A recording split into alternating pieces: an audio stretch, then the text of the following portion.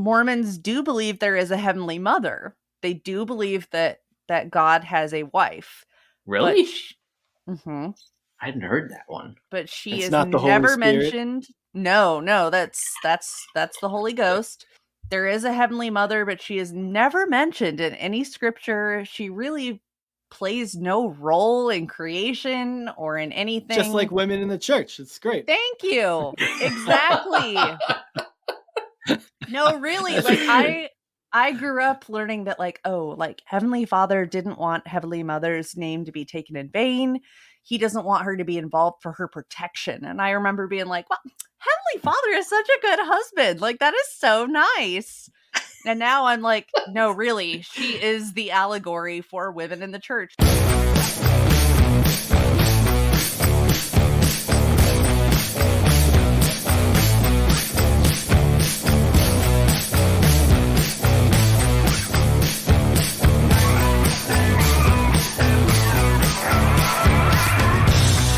Hey everybody, welcome to another episode of Growing Up Christian. I'm Sam. I'm Casey. And how's your week, Casey? It was a weird week. I'm glad the work part's over. I'll say that.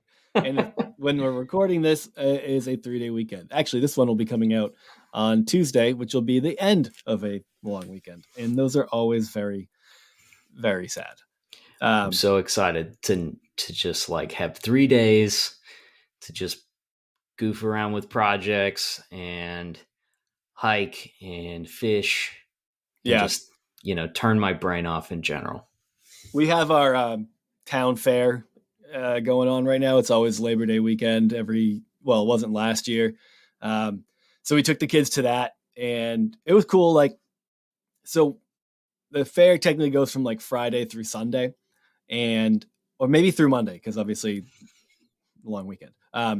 But Thursday night, they open like half of the fair, just the rides, and you can just get you pay like $20 or $25 for a wristband, and then from 5 to close, you can just ride all the rides. You just keep getting on. So we do that with the kids. We're going back to the fair today to see the rest of it because they always bring in the animals. Last year they had 2 years ago they had like grizzly bears there, and you could sit and grizzly bears. Yeah, they were like funny. They're like, I don't know. It's funny to watch bears do stuff because when you watch animals interact with each other, especially ones that can they can stand up and walk, and they like, you just watch them and you go, it's weird when you see like human like mannerisms or characteristics in animals, right? Like when you watch monkeys specifically is when you'll see that the most. You're like, God damn, these are basically people.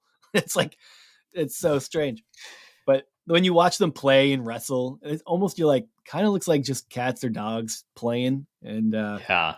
But if you were in there, they just like, they're like hitting each other with their bear paws and shit. And if you were in there, they'd do that and your face would be gone. Like bears are inherently, they're over the top guy. Yeah. Like you're just palling around and then all of a sudden your arm's off. Yeah, exactly. Bears are my favorite. I think bears are my favorite animal. And I follow like 10 or 12 different like bears of Instagram type pages. Really? Because they just crack me up. They're just kind of like big, hairy, doughy people. So you feel like kindred spirits with them? Yeah, we have a kinship, me and bears, Dude, I feel like people, when are you going to get your first bear tattoo? Because I feel like that's something you have to do when you have a favorite animal, is just get a tattoo of it. I don't know, man. I don't have any tattoos, and like all of the ideas I've ever had that I thought, well, this will never change. I'll definitely be okay getting this. Yeah, I'm glad I never got any of those now, because I definitely have like Christian tattoos on. Oh, yeah. I was going to get like an arc of my idea in college that I wanted to get was like have a shoulder / like quarter sleeve or half sleeve deal that looked like a stained glass window, and it was like the Ark of the Covenant with the two angels like touching wings. Yeah, just the tips of their wings. Exactly, yeah. It wouldn't have been the worst, but I'm glad it's not here. It's like a t-shirt you can never take off. Like, and stained glass just would look cool anyway. You wouldn't have to get too much into it. I definitely had some terrible like I never really settled on one, but I was constantly trying to think of good like Christian concepts for tattoos, like metaphor. Oh, this could be a tattoo for a metaphor for this, and you just make the art look cool, and then you get to explain to people. It's a witnessing tool, really. Ugh. Oh, Ugh. It makes you shudder even thinking about that. dude, I who got a tattoo? Like, think back to back in the day. Who had a tattoo and what did they get? Where you were like, oh man, that's so cool. I don't know if he wants to be. I don't think he'd care if he was outed, but I won't out him on this. If you ever go to the beach or a pool with him, you'll see it. He got it. He started working on a like full back piece Star Wars tattoo. Yes, I know this Yeah. friend. But it still hasn't been finished. So it's just like one of the characters is filled in. It's been like unfinished for probably 10 years or something like that. So that's was a big undertaking, and I think honestly because he still gets tattoos and stuff. He just never found it. Like the artist who was working on it moved, and he never found like the right person to finish it because he was like, I want a legit Star Wars fan. The guy who was working on it was such a Star Wars fan. It was like meaningful to him. He wanted to do it to add that to like his portfolio kind of thing. Yeah. So if you're just paying straight out like regular cash value for a tattoo, like it'll just be a shitload of money. So he's really looking for someone who wanted to finish it where they could kind of be like, I don't know, mutually beneficial, right? Person gets to work on a dope ass Star Wars tattoo, but since someone else already started it, that's kind of weird. So I don't know, it just kind of got stuck in limbo. I know he wants to finish it, but I just that's what I'm like afraid of with tattoos. It's like I want this, and then I'll just finish it. I won't like it. It'll get like halfway done. And I'll run out of money and never go back to get it work done. Like I don't know. I don't think I'm a tattoo guy, even though I've always thought it'd be fun to be. I like some of them, yeah. Like it really depends for me, but I remember his particular Star Wars tattoo being pretty cool. Yeah, I it's mean, sick. a full bodied Jar Jar Binks was kind of a weird choice, but With his dick in yeah. his hand. I don't know. That was the weird part. I was just like, I don't think people needed to see what Jar Jar's penis looked like, but it looks whatever you think Jar Jar's penis looks like, looks exactly like that. So Yeah. Yeah, actually, I've seen dildos that you can buy one that could be a perfect representation. Have you ever seen? This is getting passed around a few years back, but there's like this whole like world of weird dildos out there, okay. and everything from like animal shapes, which is pretty disturbing, to like these crazy like. There's one that a lot of the like cosplay people who do more like lewd or adult oriented content and stuff. There's this company that I've seen several of them talk about called Bad Dragon, and they make ones that they're kind of like, you ever go into like a truck stop, and amid like the snacks and the snarky t-shirts and stuff, they always have a section that's like a whole bunch of fairy and dragon statues. Yeah, I kind of know what you're talking about. I feel like maybe I don't. I'm thinking of Okay. something you might see at like a Spencer's Gifts or some Hot Topic or some shit like that. Well, it's kind of like that. It's like something stuff you would find in like the weird like Asian store in the mall that sells swords and throwing stars, Okay. but only white people work there. Yeah. And it always smells like incense coated in Yeah. gasoline. But yeah, Bad Dragon, they got all these different ones that look like fantasy creatures and whatnot, and you can get real creative with it. There's even some that look like an alien thing, and you can make these little gelatin eggs, and then when you put it in, you Oh like my squeeze god. it, Oh my it god. it lays eggs in your wherever. You can put it wherever you want. I can't It's like even. corn in that way. I don't understand the mindset behind these. Like, who you create it and then you're like, yeah, I always had this sexual fantasy of recreating the scene from Alien, but I never have been able to effectively. So that person grew up and got into dildo marketing, and now it's Well, very, very successful. So that's cool. I would venture, and I don't want to pigeonhole anybody Mm-hmm. or dragon hole, but Yeah. I would venture to say that anybody that has a fantasy inspired dildo, 10 out of 10, probably an anime fan, maybe? Oh, Or yeah. hentai, I guess would be the Hentai, definitely. correct thing. Like, wasn't one of the things that was big in hentai? I don't know if it was. I don't know if it was a while back. Maybe it's still proliferating hentai. It's like squids or octopuses going Tentacles, yeah. tentacle porn. That's right. It's tentacle porn. And Yeah. I I guess still that hear came that from talked about quite a bit. yeah, I guess that came from there being laws against having, I don't know, regular animated porn at one point. So you It's would like just you got to blur out couldn't ding show a dongs, but you you can couldn't show show a a ding dong. tentacle. Yeah, so they would just do tentacles and stuff like that. I don't know. Look, all that shows is that when you try to censor things, it gets even weirder. You know what I love?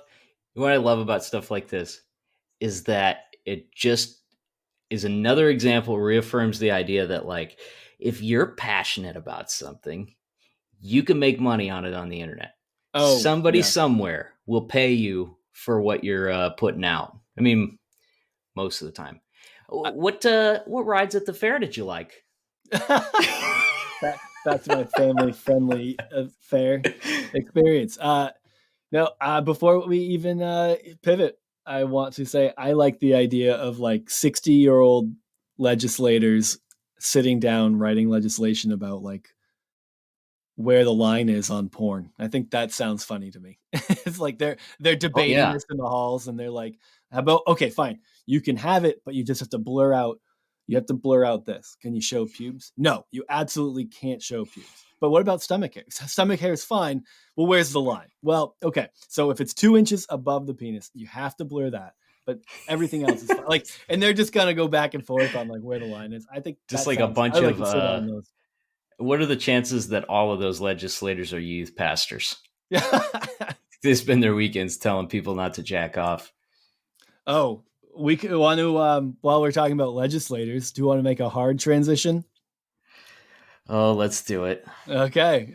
Speaking of legislation and legislating what people can and can't do, something pretty neat happened in Texas this week, right? Yeah, sure. Neat. Yeah. God, it's it's truly insane. Texas is one of the weirdest places in the country. It feels like an anomaly. Texas and Florida. Florida gives Texas. I got in this conversation, argument about whether or not you'd rather live in Texas or Florida. Um, because I'm not a woman, I personally picked Texas because I feel like their cities are cooler. I feel like Florida is just like their legislation sucks, but all around Florida, like the quality of people just seems terrible. Sorry for anyone who lives in Florida that listens. Yeah, sorry, Motard. But but Texas, it seems like they have some people that I would not be interested in. But when you get into like cities, I don't know. It seems like it's up and coming. Austin, people love the shit out of Austin, right? Austin's great. But anyway, back to the legislation aspect of it. So, whoa.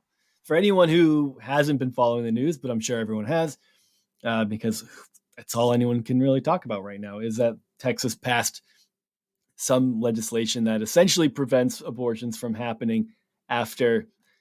Okay, and the funny thing about this too is it's not even like a definitive line. It's like after about 6 weeks after you would detect like a heartbeat. Once the heart starts working, is when you can't have an abortion anymore.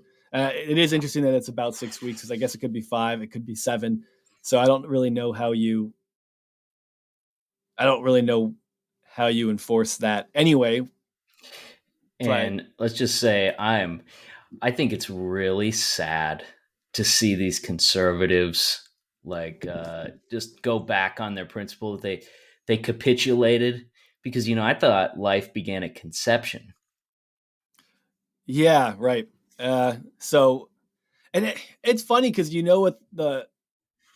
what's going on in their heads is it does, but if you ban abortions at 6 weeks, then you'll just save more lives. So even though you're I'm still, sure the Lord will understand. yeah, but there's been a lot of this has been a zero sum game for a while, right? Like there wasn't that Yeah. long ago that there was some, I don't know, a legislation that floated up to the top that would have been beneficial, right? It was a bipartisan agreement, and it was essentially aimed at reducing the need for abortions um, and the circumstances by which someone might need to get one to alleviate some of the maybe those types of pressures that would have resulted in them. So, but that the legislation got trashed because the zero sum game problem of everyone not wanting to look like they're trying to, I can't look like we're willing to meet in the middle on something like this. So it just, gets trashed. And now they're in Texas. They're like, well, we'll just do 6 weeks. Um, Given the way that they wrote the law, maybe that's the only way it would get passed. I'm not entirely sure why that 6 weeks mattered. Maybe if The maybe heartbeat's they, always been a yeah. marker for them. But that is, as has been written about before most people would even know that they're pregnant.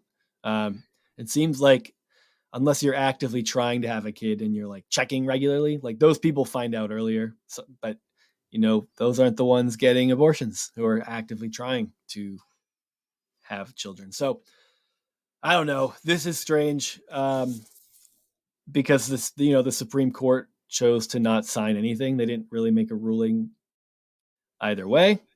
And despite their previous precedent that you can't ban abortions prior to 22 to 24 weeks, basically after fetal viability is what it is right now. So at about 22 to 24 weeks, if a fetus was born, it would likely survive in the ICU, infant ICU or whatever. So I don't know. I don't feel like there's a lot to contribute to the conversation on this, other than this is just Right. just Texas is generally a backward state, right? At the same time that they put this law out, that they changed the legislation on abortions, they also are really excited about the other legislation they passed, which is as long as you have a gun license, you can open carry, no training required. Just you have a license, just go pick up a gun, walk around with it, do whatever you want, brandish it around like a psychopath. I Maybe you didn't can't do look at that. this one. I didn't look into the details of this one, but It's pretty from what I straightforward. heard of Yeah. it is like as long as you're of age, you can open carry, Yeah. which kind And of you need to have a mimics the gun laws that license. we have here. Like Oh, yeah. here, as long as you're legally able to own a gun, you can open or conceal carry after the age of 21. That is so weird to me. I hate that so much. I don't want to watch some fucking asshole walk around a Walmart with a side piece on his side. Like, Well, and that's the why? thing is like nobody does. Like when you Yeah. see someone open carrying who is not law enforcement, like you can look at the person and see that this is just like an extension of their identity. Yeah. Like this is like if it was a 2002, that gun's the equivalent of like wearing Jenkos. Yeah. Like just publicly stating for everyone that like I'm a gun dude. This is what I like. This is what I value. It's like putting a bumper sticker on your face. And And they usually like you'll see them here.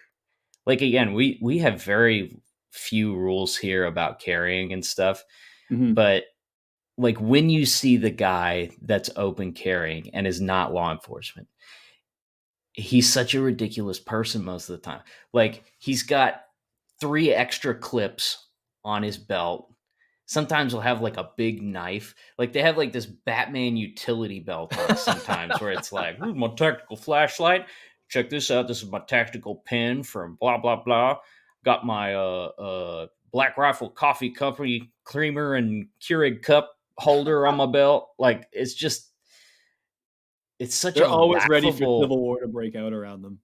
Yeah, and like there's still like they still have to respect businesses' rulings on it, and like 90% of businesses, especially if they're like a chain company or some a bigger organization, have Yeah. signs posted that says, "Hey, no firearms allowed." Yeah. Especially if you're like a restaurant or something and everyone walks in with a gun and they're on their hip and then they just get like drunk at a bar. Like that's the last place on earth you want people carrying weapons is like 10 p.m. at a bar. It's like Oh yeah, probably the well, most and dangerous place. those are always on the list of things that you can't do. Like you can't do carry in a place where they serve alcohol or Yeah. you know uh, public public buildings and stuff. But anyways, yeah. So this whole abortion thing, Mm-hmm. it's such a. I mean, my entire life, this has been a huge part of the public conversation. It's always like on the Yep. conservative radar as something that they're pushing for and striving for and stuff. And I think what's especially annoying about this issue is that like we just I know where they're coming from and I know that we have no common ground. Like there's no common ground to talk about Yep. and to debate over. It's like you said, it's a zero sum game, because even like when talking about the right of a person to control their own body and make decisions about their own body and stuff, it always goes back to like, well, that's a person in your womb. It doesn't matter. It's from conception forward. It's a person, and that person has inalienable rights, just like the mother, and Right. and that's why this is murder. And so there's just nothing. There's just no middle ground to talk about, and like the partisanship of these rulings is what's so just exhausting about how this issue is like talked about and stuff, because I don't care what your stance is. Like if you're a reasonable person who's pro-life, can we at least agree that if someone is raped or molested or it's a product of incest or something, like you can think what you want morally about whether or not that's a good idea to have an abortion at that, but can't we just leave that decision in the hands of the victim? And I, dude, I remember a time in my life where I would think, no, you can't. Like, put your kid up for adoption. I would had all these like the typical response, right? What's Everybody talks obviously about obtuse about adoption that? and nobody has adopted a kid. Exactly. That's what I was gonna get. It's like, oh yeah, let me just go ahead and put this kid up for adoption, and then we'll just see it. But also, then you do have to carry you have to. There's plenty of things that can one go wrong with a pregnancy. Two, especially if you were raped and you have to carry to term Ugh. a child for 9 months that you don't want. I don't know. I should say a fetus. I don't.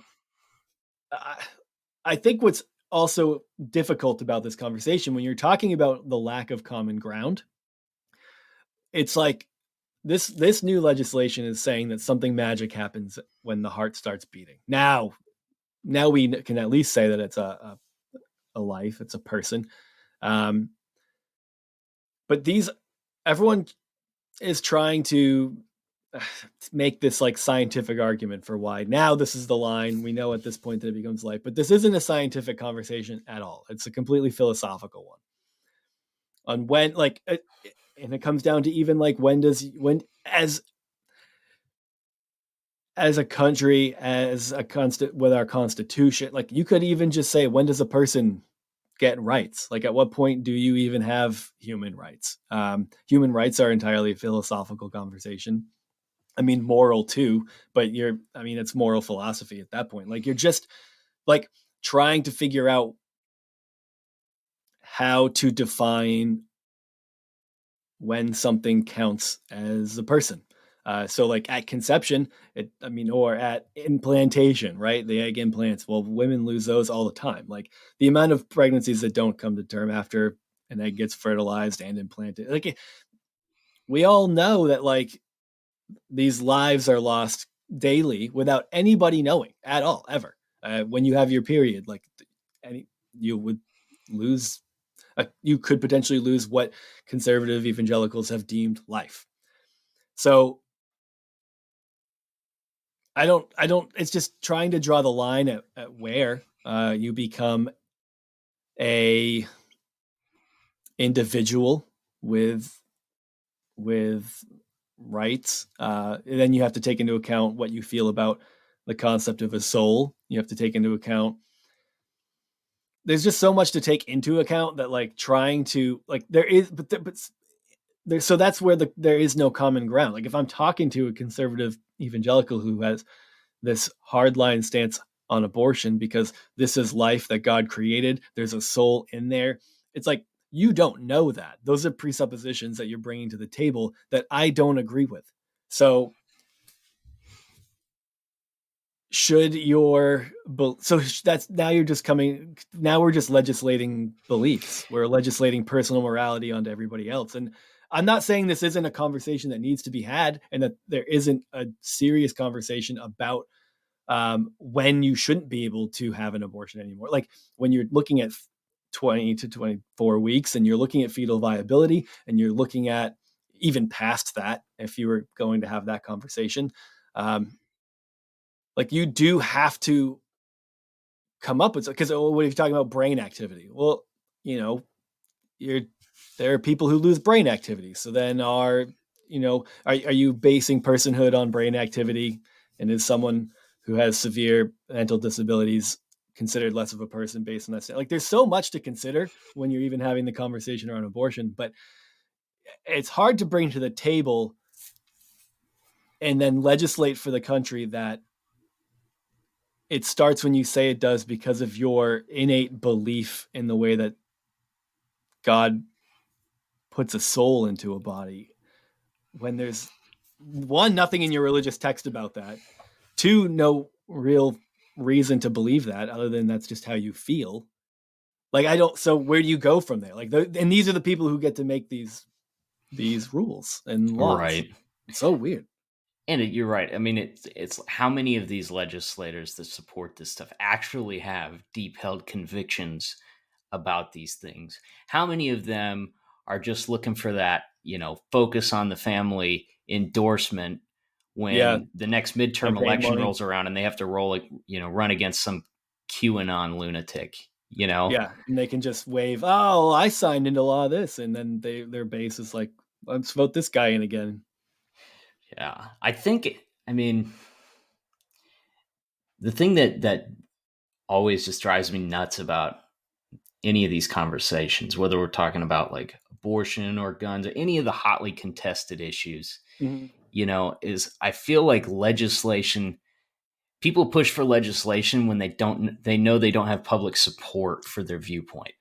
And like, Which has also been good in history too, like civil rights and shit like that. Like we can sure. see it play out good, we can see it play out bad, but you're right. Yeah, That is what you do with absolutely. legislation. But, I mean, this issue always comes down to legislation when in fact, like, I mean, I know a lot of people who are pro-life and who are passionate about it. And I mean, they just fundamentally see this issue different than we do. But yeah, think what you want. Make a case for what you think. Go out and evangelize your ideas about life and conception, all of that kind of stuff. Make that case on an individual basis to the people that you're hoping to reach. But like, we turn to legislation when you feel like you can't make that case to people. So you have to force it on them. You have to Yeah, control them because your viewpoint is not going to be accepted. And so, we need to enact some sort of legislation that enforces my viewpoint on this vast majority of people who don't agree with it. yeah, And and despite the fact that history and stats and data shows us pretty clearly that the stricter your abortion laws, like the abortion rate goes down when you address certain specific needs and the reasons that people get abortion. Um, they don't fight for that legislation. We've seen that the number of abortions don't decrease based on uh, the legality of it, the consequences of it. Just so it just creates an environment where you need to, I don't know, do it in an unsafe way. And like, but so their concern is oh, let's just make this a law. And maybe that comes with the quote unquote conservative values, right? Maybe they think because it's a law that's what's going to change things. Like, oh, well, you can't do it anymore because what? They're law-abiding citizens who aren't going to break the law. Maybe that's their headspace. It's like, well, if it's against the law, I guess people won't do it anymore. But I mean, they're ignoring the stats and evidence that suggest otherwise, and I'm not sure why. And it doesn't look like their agenda is saving these quote unquote lives that they believe are. It's about something different. I don't, if it's not going to change, if the law doesn't change the reality, and the reality is that they believe a human life is being snuffed out in the womb, then should be their priority, and they should be doing everything they can to work towards solving that problem. So that's where they lose me, is like, they're just creating a utopia in their minds because they live in a world where people follow the rules and they're unaffected by the ones who don't. So as long as they can have the quote unquote right rules on the books, they get to pretend like everything's great and moving in the right direction, even if the world's burning down around them and they just can't see it. Yeah, it's always like the legal loopholes that they jump through to justify the legislation that they're pushing for always comes down to like, this is a matter of life and death. We need to pull out all the stops. We have to do what we can to save these lives. Mm-hmm. Give me a break. Because we all know that, like, if your real concern was to reduce the number of abortions or make it easier for people who don't want to be pregnant to avoid being in that situation and stuff, we should be airdropping birth control right from everywhere. Like, it should and be not freely available in school. Like, that's the good one. Yeah. Like, I bet Texas has one of the worst education. sexual educations in the country. Oh, it's so stupid. But that comes down to another, like, that's why this all comes down to ideological nonsense. We can't have actual sex education in schools because we have to make sure that kids get an abstinence only education. It's the only right way to teach this. Now, where did your concern about abortions and teen pregnancy and all that stuff go when it came to that? This is more important to you. It's more important for you to enforce this ideological nonsense that you think your way of looking at the world, rather than to do the practical things that would actually help you get to where you want to be with abortions and stuff. We can't provide birth control for people because that's somehow encouraging premarital sex. And the only right way to live is to avoid sex until you're married and ready to have a kid. It's just just like in the Bible. And it's the same.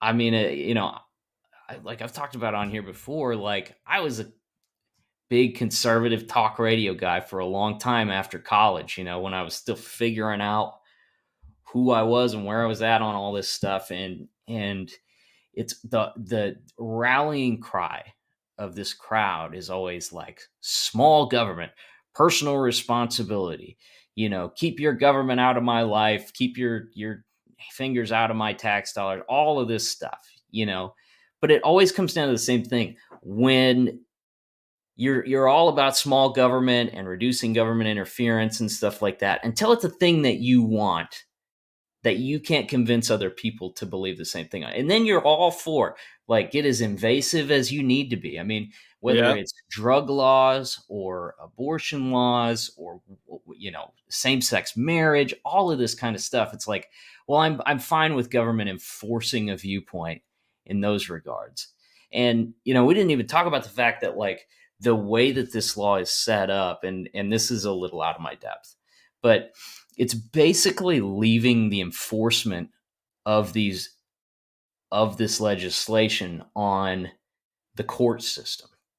It's all going to be dependent on private individuals and organizations and stuff like that bringing legislation against abortion providers for and they can hold just staff accountable. Like, if you give somebody a ride to an abortion clinic and you find out who that was, you can take him to court. You can file a lawsuit against him. Yeah, which is so ridiculous. I mean, it's such a dumb way of getting what you want. I mean, and that's why this is all still here. Why we're not talking about how this was struck down is because they found this little legal loophole that they're going to exploit, which is the most short-sighted thing. If you're a person who's interested in, what's the other like you talked about guns. If you're a person who's like trying to protect gun rights in a state like California or New York, which is, pretty adamantly wants to restrict gun access and all these things. Like, what's to stop them from using this precedent to do the exact same things to firearms owners and dealers and things like that in the states where you're so worried about those issues?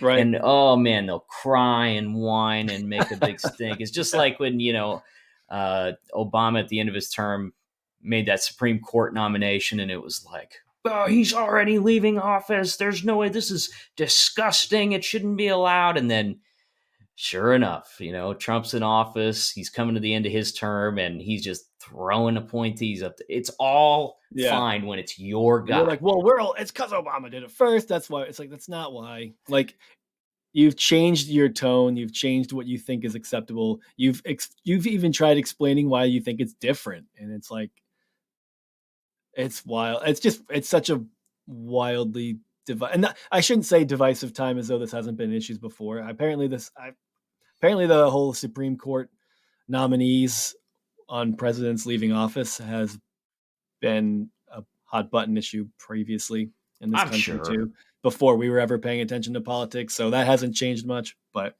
it's just the hypocrisy. Yeah. The continual hypocrisy shown by both sides, but it's really annoying coming from the right, who supposedly has this reverence for the Constitution and our way of government and all of this stuff. And every time it goes out the window the minute there's something on the table that they want. Yep, 100%. Anywho. Well, glad we solved that problem. Our guest coming up is Charisse. You might better know her as the Existential Ginger on Instagram. She's on Twitter. And it's also the name of her podcast. She was a lot of fun. She was a great guest. We were excited to talk to her because we talked to Brad Harker before, and he was a Mormon, but we didn't really talk a lot about Mormonism. But Charisse grew up heavily invested in the Mormon church, and she was like Casey and I in a lot of ways, where she stuck with it into her mid-20s, even her late 20s.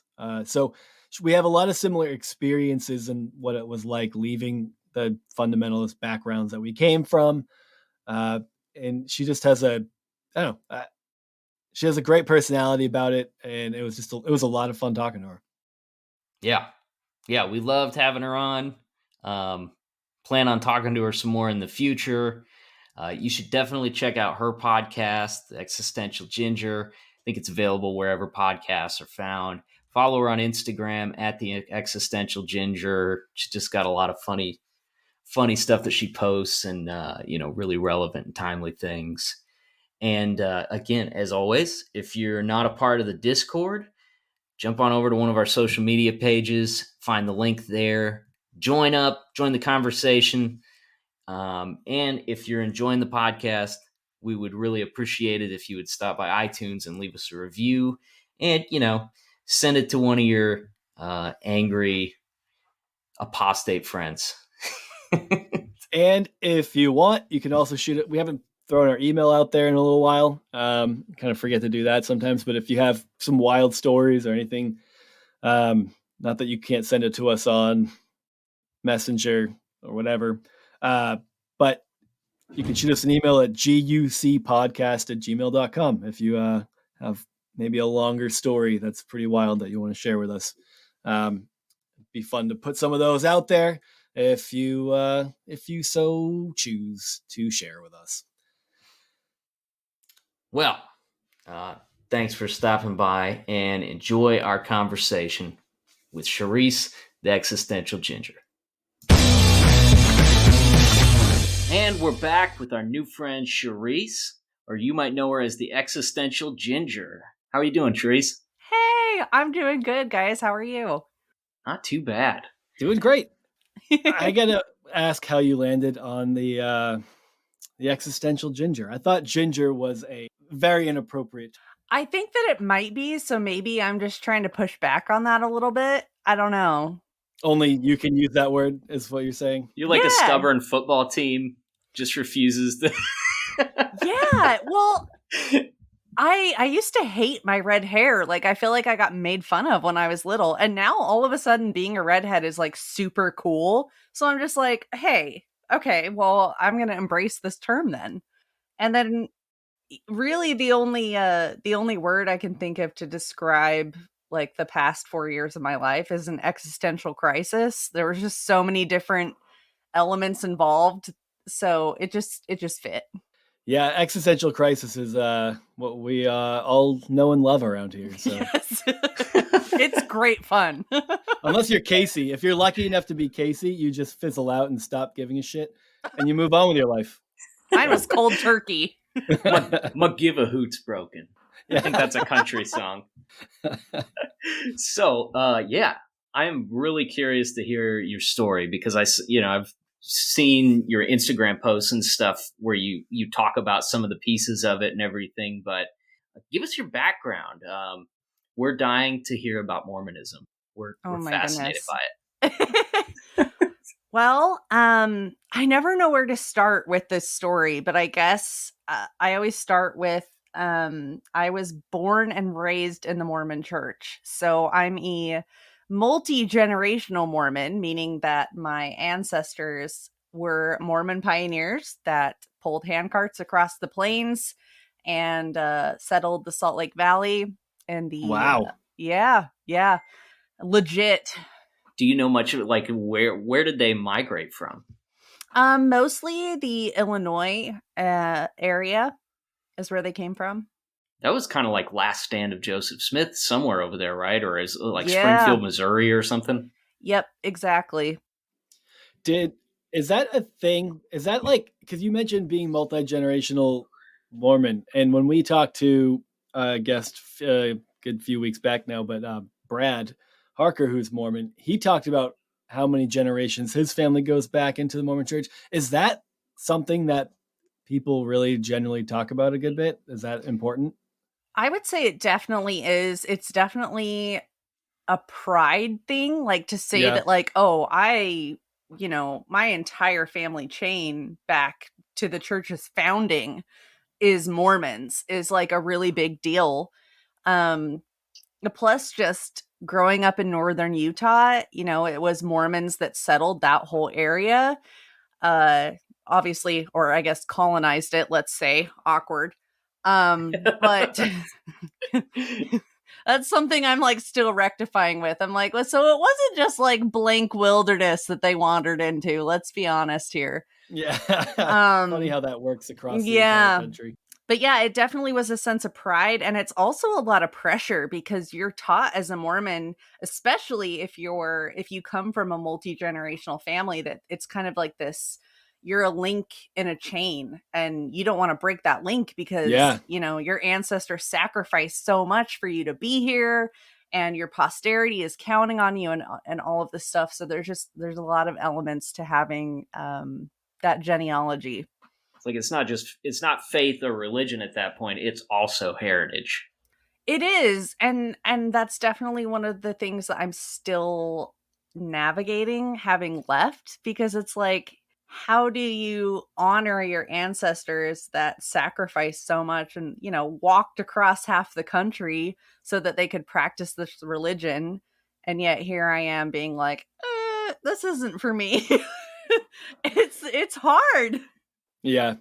It's funny because I have never, and must have a lot to do with the mindset that's instilled in you from a younger age, because I've never once considered my lineage or my ancestors and how they'd feel about any of my decisions. So that's such an interesting dynamic to me. Yeah, I think that it might be something that is relatively specific to Mormonism. You're very cognizant of where you fit in the history of the church and the history of the world, because it's not just your family But you also, when Mormons go to the temple, they believe that they are doing work and performing ordinances and rituals for people that are dead that don't have bodies anymore. So it's kind of this like huge, like you're a part of this huge puzzle, and your part and your role is so important on so many different levels because of that. I feel like too we just did an episode where we talked about the Gospel Coalition. They put out this article talking about how persecuted they were because of a documentary. But like, all of Christianity struggles with like that persecution complex. Oh But my, yeah. Mormons actually were persecuted. It was like open season on Mormons for quite a few years. Well, it's interesting because, history is written by the winners. So it's hard to know what really happened, but there were so many religions that came out of that uh, you know, early to mid 1800s. And it's interesting to me that Mormonism seemed to be picked on. And really, the only conclusion that I can come to as to why is polygamy. That's the biggest difference between Mormonism and like Seventh day Adventism and like a lot of other churches that came out of that movement is polygamy. So I think they were persecuted, but persecuted might be the wrong word, because when I think of persecution, I think of like unjust. And I'm not saying that those Mormons deserve to be driven out of their homes the way that they were, but at the same time, like if some 50-year-old's trying to marry my 13-year-old daughter and says he's called of God, I'm going to take issue with that. So I also don't blame the people that were like, we don't want these Mormons here. They're bad news. Valid. Yeah, that's a reasonable stance to take. So now, were you central to like Salt Lake City there, the Mormon Mecca, or were you just in Utah in general? I grew up primarily about 20 minutes north of Salt Lake. So I was pretty close to Mormon Mecca. Not literally 98% of my graduating class were active Mormons. Everybody I knew was Wow. Mormon. I mean, of course, I knew people that weren't Mormon. We didn't grow up on like a compound or anything like that. It's a common misconception. But the vast, vast majority of people that I was exposed to were Mormon, or at least had been or knew the church, the basic tenets and stuff like that. It's just overwhelmingly entrenched in the culture in northern Utah. So I remember the first time that I had been informed that apparently this family would come to the church that I went to when I was younger. And one of the guys that I knew, and I was younger than 13. I know that I was probably like 11 or 12. He was like, "Oh, they're Mormon." And I was like, "I don't even know what that is." At that time, I was a homeschooled kid who was kind of in a little bit of a bubble. So Bless your hadn't been heart. introduced to Mormonism. Yeah. And he was like, "Oh, it's basically a cult." And I was like, "Okay."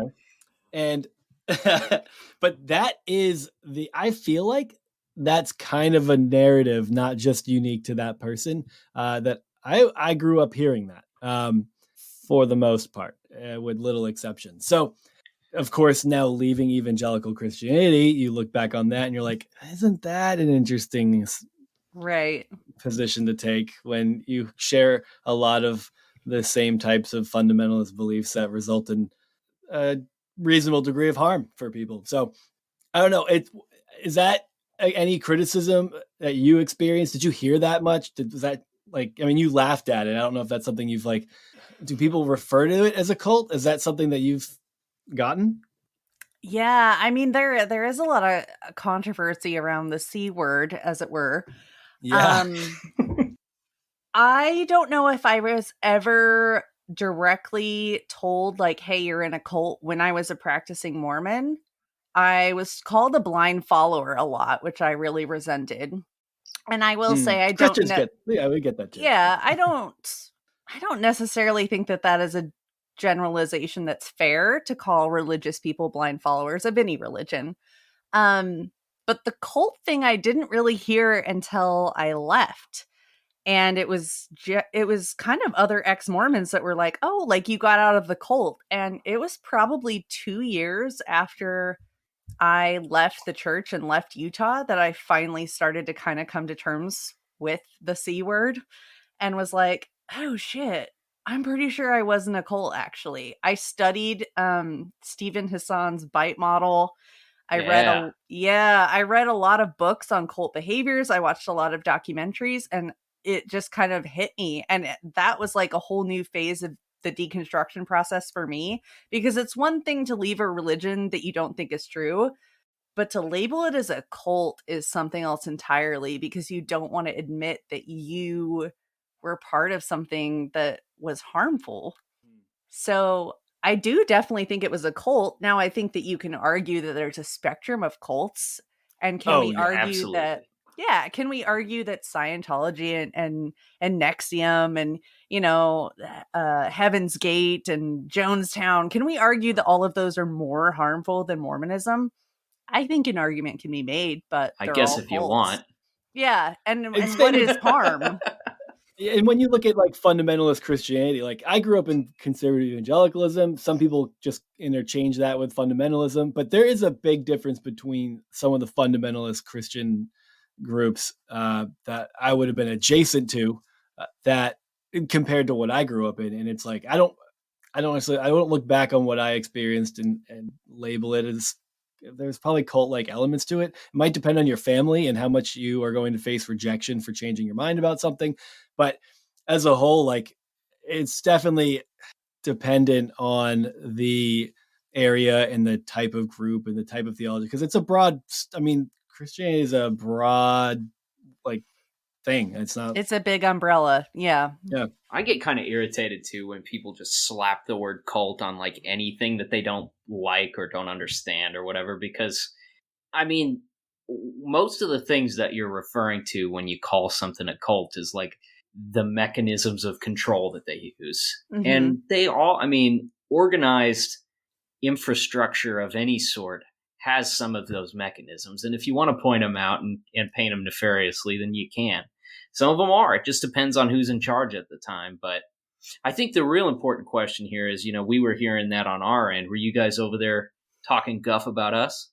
I would say no. No. My attitude towards most other Christians was like, "Oh, they're so cute. Like at least they're following Jesus. They kind of get it." But I would absolutely look at Jehovah's Witnesses and be like, "Yo, they're in a cult. Like should we tell them? Should we check on them? Are you guys okay over there?" Which is so funny because now that I'm friends with a lot of Jehovah's Witnesses that have left, there's so many parallels with Mormonism, and we're like, spoiler alert, we were all in cults. Dude, that's what's weird is like Jehovah's Witness, I didn't really know a lot about it, and then I've recently Oh, it's watched gnarly. a bunch of stuff. It is. It's wild. And I feel like so here's the problem. When you're not really closely associated with any sect of a religion, and you're only really seeing the splinter groups that make the news, like if your only real interaction with Mormonism is like you watched a documentary about the FLDS, it's Mm-hmm. really easy to just, all of it's a cult and blah, blah, blah. Right. But it does seem like some of the best cults come out of Mormonism and Jehovah's Witness Church. You guys have some doozies.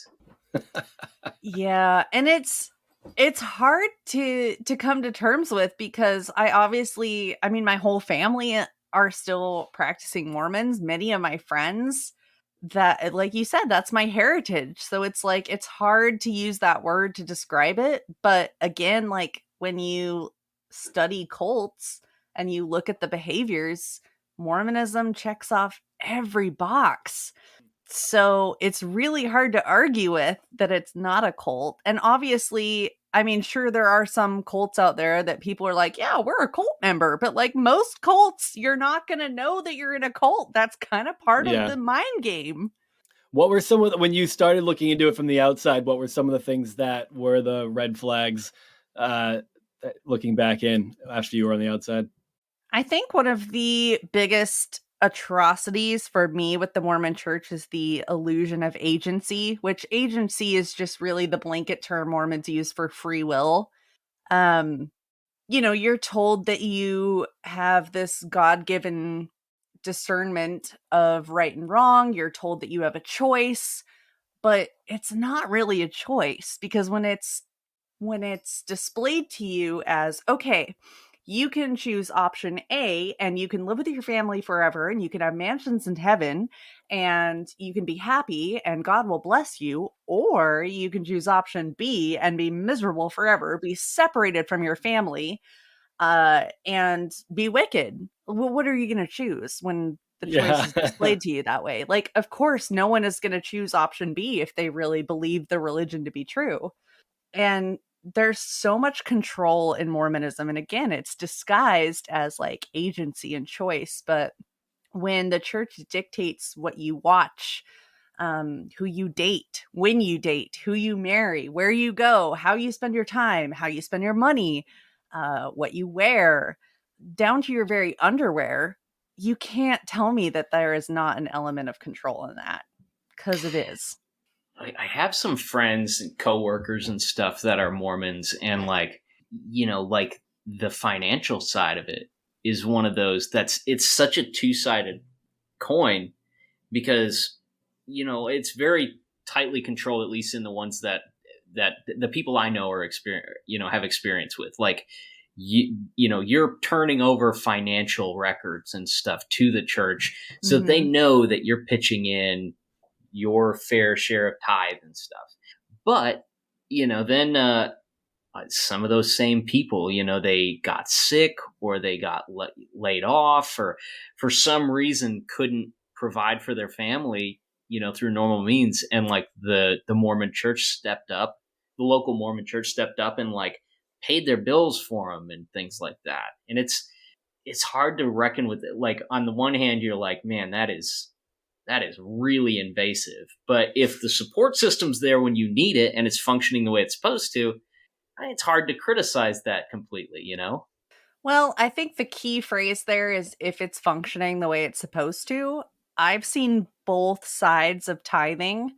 My dad served as a bishop for 5 years while I was growing up, which is essentially the local ecclesiastical leader over a group of Mormons, a congregation.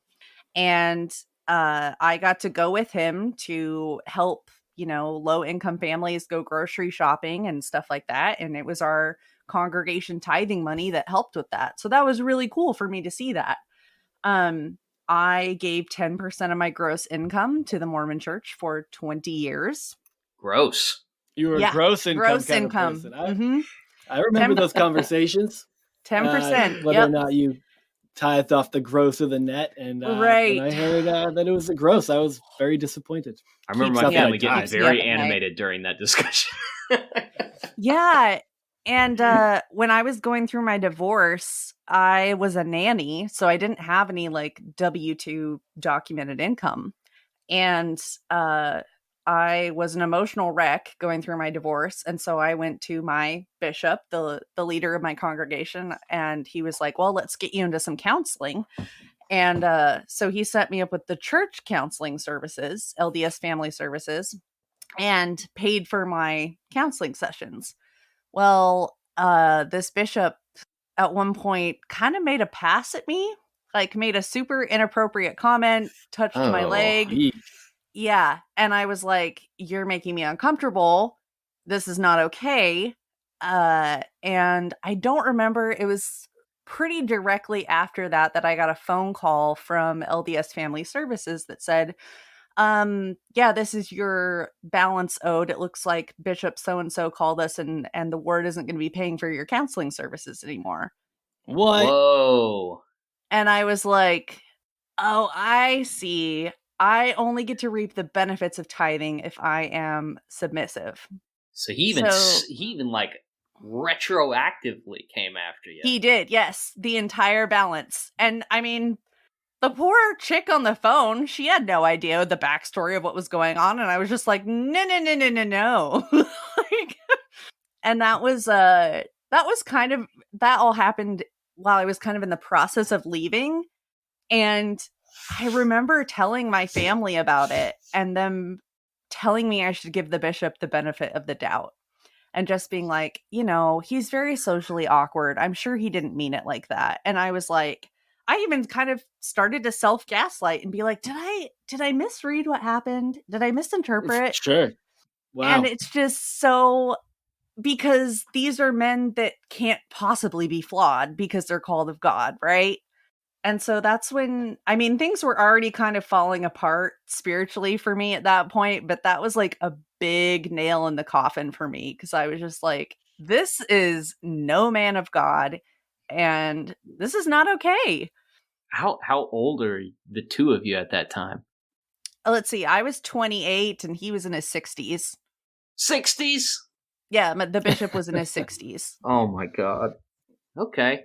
Well, yuck. That's terrible. So why don't I want to okay, we talked about early childhood and now we're kind of touching on divorce. I want to back it up a little bit, and I want to kind of get the timeline here a little bit. So you obviously got married in the Mormon church. You didn't really have your crisis of faith till it sounds like around 28. Was it pretty much, were you in it, involved, and just coasted through it and had it a regular part of your life up until your mid to late 20s? Were you invested? I was very invested. Yes. I would not say I coasted. I was all in. I say I like whole assed it. There was no half assing. It was whole assing the Mormon church. Marriage is a huge component of being a Mormon, especially as a woman. Like, you are taught, I remember being 4 and 5 years old and being taught, like, when you are a wife, when you are a mom, not if, when. So it is just drilled into you that, like, your divine destiny is to be someone's wife and be someone's mom. So getting married is like priority one. So I married a childhood friend. We were not compatible. We had known each other for a very long time, but we were not compatible. We were 21, for crying out loud. Certainly not ready to be anybody's husband and wife. And we kind of just like stumbled through our marriage. And we were horrible spouses to each other. We were very, very toxic for each other.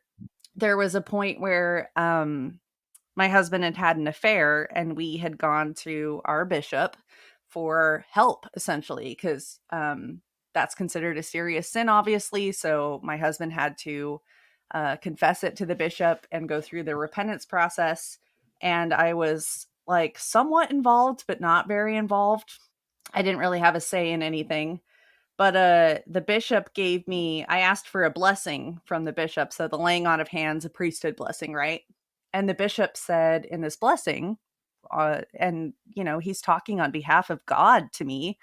And he says, you know, you and your husband, you have children rooting for you beyond the veil, waiting to come to earth in this marriage. And I remember just being like, oh, okay, any doubt I had in my mind of whether this marriage is going to work, God just told me, we have kids waiting. This is it. So stayed in the marriage. And then about 2 years after that, my husband came to me and was like, hey, so we're getting a divorce. And I was like, okay, but remember, like, we have kids waiting for us. So that's not part of the plan. And my husband says, well, actually, God prompted me to pray about it. And I asked him if I should divorce you. And God said, yes, I should divorce you. And I was like, why is God sending mixed signals? He told me I need to stay with you because we're going to have kids, but he's telling you that you have to divorce me. So either you're full of shit or God just cannot make up his mind on what to do with us. So that was kind of where things started to unravel for me.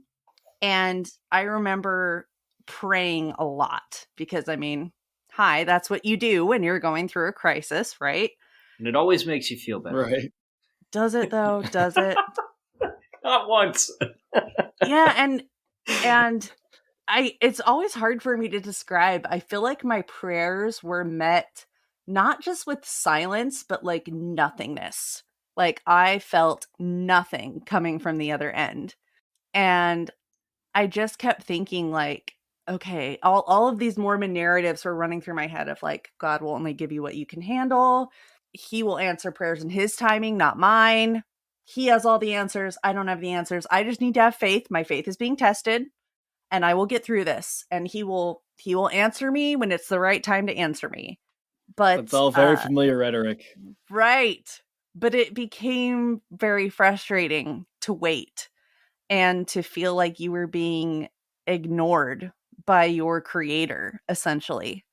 And I got extremely suicidal, and ended up being hospitalized. And Oh, wow.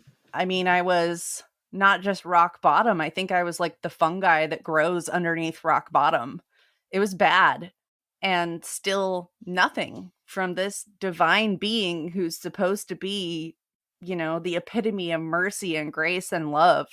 And I'm not a parent, but I'm a very proud aunt. And I love the kids that I nannied like they're my own. And I just kept thinking, I'm like, if one of them was hurting and they cried out to me needing help, there is no way for any reason that I could ignore them if they needed my help. So why is my heavenly Father ignoring me when I am in like the worst agony I've ever felt? It just, like, that cognitive dissonance was stifling. Yeah, And that's a so lot to handle. that essentially was the shelf breaking moment, I guess we could call it. And then it was like the bishop incident and everything else kept like stacking up, and I was like, this is all bullshit. Like, I have devoted my life to garbage. Isn't that the hardest part? Well, I shouldn't say that's the hardest part. Obviously, you're talking about going through a divorce, a rough marriage, and having a very interesting counseling session. So I don't know but it's so hard to like go that long, and maybe you can recall something similar where you kind of push down some doubts along the way, because coming to terms with the fact that you might have been wrong about something that you've invested so heavily into is so difficult. Yes, I would say it's not as if that divorce was like the only point that I had ever had doubts or the only thing that had ever made me question my faith. It certainly was the catalyst for me leaving, but there were a lot of things that kind of made me cock my head a little bit and be like, is this what I think it is? I would say a huge factor for me in terms of doubt was the treatment of the LGBTQ plus community. Um, the Mormon Church literally donated millions of dollars to push through Proposition 8 in California. I remember that. Yeah. That happened when I was in college, and I was actually volunteering for the Utah AIDS Foundation at the time. And I just remember being like, how is it that my church, that's supposed to be good and enlightening and uplifting, can be so cruel to this group of people for simply existing, for wanting to exist and live their lives? That was a big faith tester for me. But unfortunately and selfishly, I fell back on the like, well, it doesn't really affect me, and God has all the answers, so he must know what he's doing, and it's all going to work out in the end, right?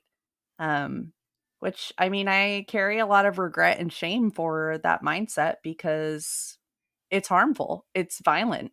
I think, we're in that that's same boat. Yeah, we're trying to make about our it a little amends for bit. this podcast a little bit.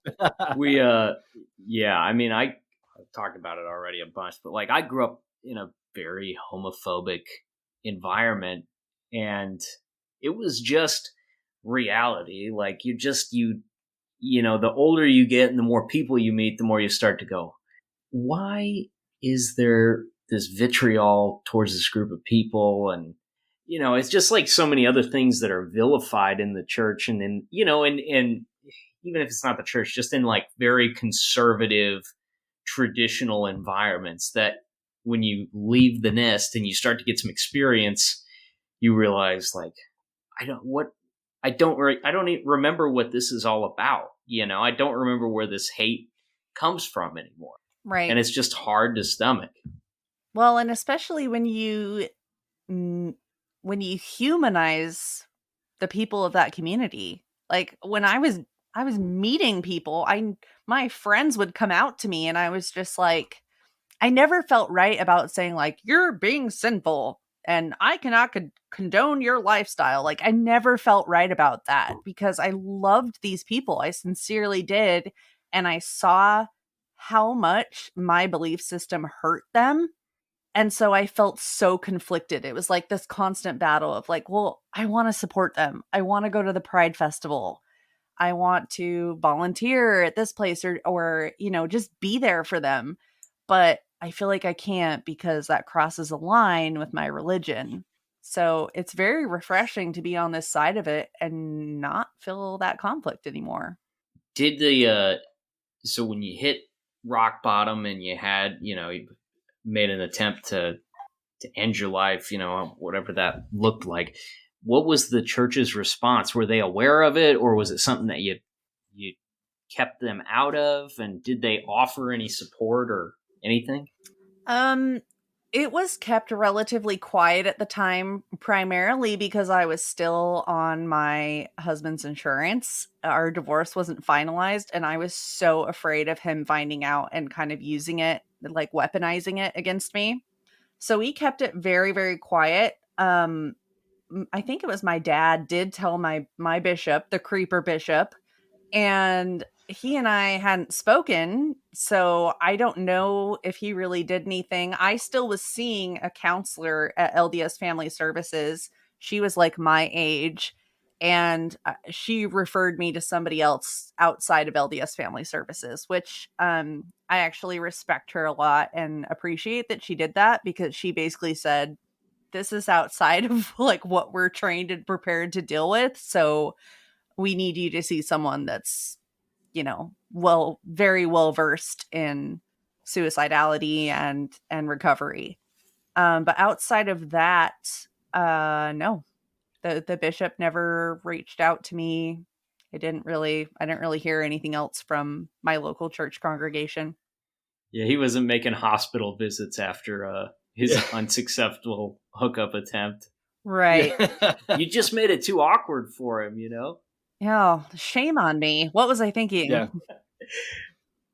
One of the things that's super common in the world we came from is the, you know, if someone is talking about divorce or that comes up, there usually it's a really controversial thing. It's obviously frowned upon, but there's always attempts to, and it sounds like you had this a little bit, attempts to reconcile, but it usually results in people, either one or both of the parties no longer really being welcome in the church, depending on which one says they're trying to make it work or doesn't. So with your husband saying, this is just how it's going to be, we're getting a divorce, what was the church's reaction to that? Were they still accepting of him in the community? Would you have attended the same church at that point? Like, how does that work, and what do they do about that? Well, I think the answer is obviously going to depend on the individual. For me, the Mormon Church doesn't look at divorce like a sin, like not like Catholicism or anything like that, but it is very complicated because there are two components to a Mormon marriage. There's the civil aspect, that's like the legality, right? The normal part. And then there's the spiritual aspect, which is called a sealing, like sealing an envelope. The sealing means that you are eternally bound to this person. And even if you get civilly divorced, it does not break the sealing. So when you get divorced in the Mormon Church, you're still sealed to your spouse. That's going to be awkward when you die. Right. I am still sealed to my ex-husband. Like, we're divorced. We are not legally bound to each other in any way. But the belief is that when we die, I will be his wife again. And he can be sealed to other women, but I cannot be sealed to other men. Oh, convenient. Yeah. Whoa. Kind of the Mormon loophole for polygamy now. And just again, in the afterlife, that's all. Right. They moved it up 60 years or something. Right. So that was like another big question mark for me, is I was just like, okay, so I go through the rest of my life alone, and then I die, and then my chance at heaven is going back to this guy that didn't want to be married to me while we were alive. This makes no sense to me. And I can get remarried to another Mormon, but I have to fill out an application that goes to church headquarters. I have to list out all my sins that I've ever committed and how they were. I'm dead serious. Like, when I saw this application, I was like, who is punking me? This cannot be real. You gotta It's take real. a number and stand in line at the Yeah. holy DMV. This was literally, that was another factor, because I was just like, this is the God that knows my heart and knows me better than anyone, and I have to fill out an application to not be eternally, ball and chain to this douchebag that divorced me. Like, this makes no sense. So there was that. My ex-husband actually was a employee for the church, the business side of the church, when we got divorced. Our divorce was very not amicable, so I don't really know what the reception was for him at work or in our local church community, because I had moved and started going to a different congregation. I don't think there's like any sort of formal shunning or anything like that, but Mormons are very fluent in passive aggression. It's like, so people were very, very good at like trying to get information on what happened and not being super subtle about it. And I mean, that's not just a Mormon thing, let's be honest. Our culture does not know how to deal with divorce, for as common as it is. Like, people don't know what to say. They don't know what to do. It's awkward. It's horrible. So that's very true. Yeah. Sam, if you ever get divorced, I choose Jill. Okay. Picking sides now. It is funny because there is always a side picking. I mean, I know in the church as I grew up in, it was like whoever was the unrepentant one of it was the one who was like, yeah, well, we're going to have to practice church discipline now, and no one's allowed to talk to you. If they see you in the grocery store, they should probably turn the other way. I don't know if they took it that far. Literally, I'm sure everyone would be awkwardly cordial about it, but there's like that feeling that you might be sinning just by interacting with this person who refuses to admit that what they did was wrong. Yeah, well, I think a lot of assumptions are made, and I know a lot of assumptions were made about me because I essentially left the church and got divorced like at the same time. So I'm sure I moved 10 minutes away from where we lived when I was married, so I still saw all of the people from church at the grocery store, at the gas station, at the post office, and I mean, if looks could kill, right? Like, people would just kind of like side eye me and be like, oh, there's that hussy. I wonder what happened. So where does Satanism fit into the picture? Satanism? Oh, I assumed. Yeah. I am curious. Right. So I describe myself as being like very invested in Christianity and the church and stuff, and a possible Satanist, yes. But I was in that same boat growing up. But once I was out and I was looking back on it, I felt like I never really had like a spiritual experience or a spiritual connection to it. Where were you at on that spectrum? Did you feel like you had is there a spirituality that you had to leave behind or that you had to adapt, or do you feel like that was all just, it was duty and community for you? Oh man, I love this question. This is something I've actually thought about a lot because I definitely had spiritual experiences. I definitely had experiences that fortified my faith. Experiences even that are difficult for me to explain and rectify now. So that is kind of like a mind game when you leave of like, well, what was that, right? Like, am I leaving something that is true because those experiences felt real? And I think one thing that's really important for us to recognize is what happens in our brain when we have an emotional experience. And by emotional experience, I mean, watching the end of Return of the King when Sam picks up Frodo and starts trekking up the mountain. Like, I see Jesus every single time that part of the movie comes up. It is so touching, and it lights up that part of my brain and releases those chemicals, and I feel all the warm and fuzzies, right? Now, that's a really stupid example, but you guys know exactly what I'm talking about. I had those For me, same it was when the atheist professor died at the end of God's Not Dead, but I know what you're talking about. But we've all had those experiences, and it can be in church, it can be at a friend's wedding, it can be listening to a song, it can be, Kevin Sorbo. I got goosebumps right now. But I It's a think dream. I don't know. I think that's what happens. I do. Like when we're invested in something and it elicits an emotional reaction, our brain does things and our body responds to that. So, can I assign all of those experiences to, feeling the spirit or feeling touched by God? Maybe. But because I've had those same types of experiences and feelings and emotional reactions in secular situations, I'm going to argue that that's my brain, and that sometimes we can elicit those experiences just by feeling super strongly about something. Does that make sense? Mm-hmm. Yeah, definitely. I mean, I think one of the things our brains are always doing is, and I don't just think this personally, this is, smart people came with this, but just you're always trying to make sense of things. You put stuff in boxes, you find patterns. And if you're in a situation and you have those experiences, you're naturally going to attribute it to whatever higher power you feel. Now, I mean, you talk to someone who doesn't really have a sense of spirituality and they'll get those experiences too. And they might even use similar language, like spiritual language, to describe it in the way that they're connecting with something outside of themselves, maybe in a way they connect with other people. But it's still like you're still trying to attribute. I mean, and that's what I think. What's funny about even the idea of meaning is like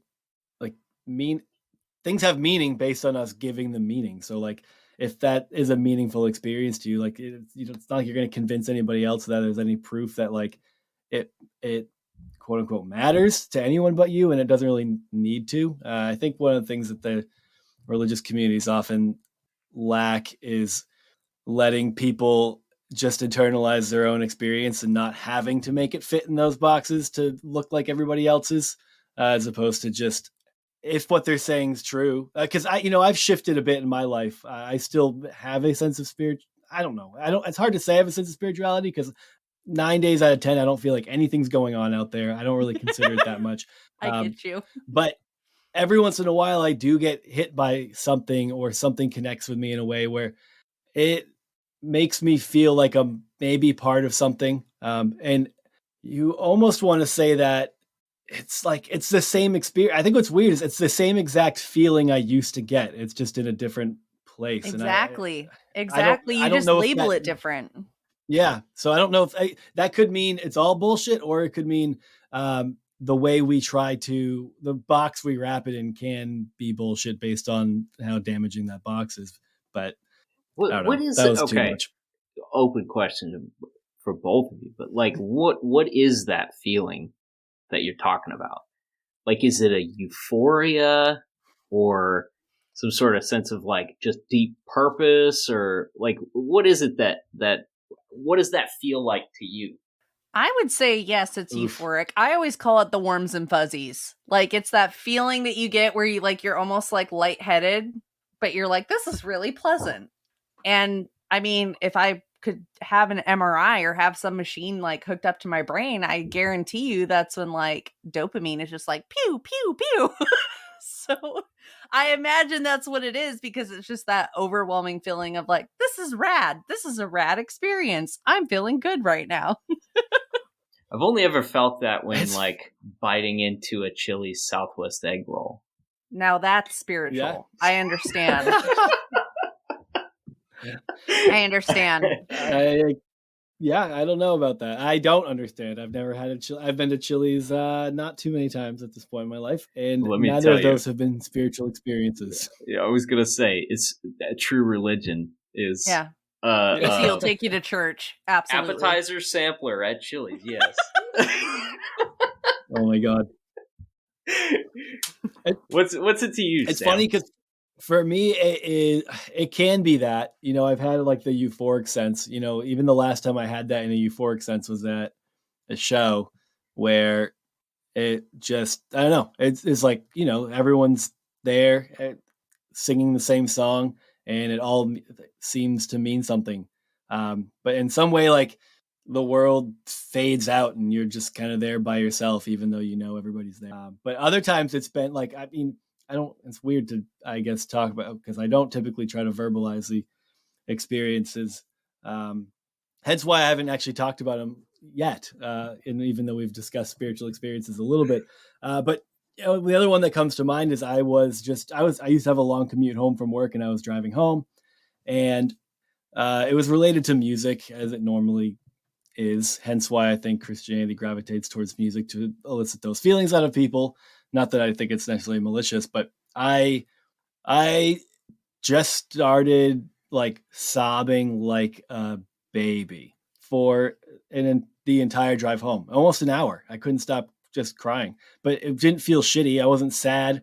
It just was like, I don't really know how to explain it. And I just felt, and you get home and I felt fine. Like it, and then you settle back into regular life. And I hold on to those little experiences, you know, for a moment, but then they dissipate and you're like, I wonder if that was real. I wonder what happened. Maybe I just like, I don't know, drove through some parallel dimension and There we intertwined for a moment. I don't think like, it could all still be meaningless. Your Tyson chicken fingers got an extra dose of hormones that day, or yeah. Yeah. What music was it? I was listening to Chance the Rapper.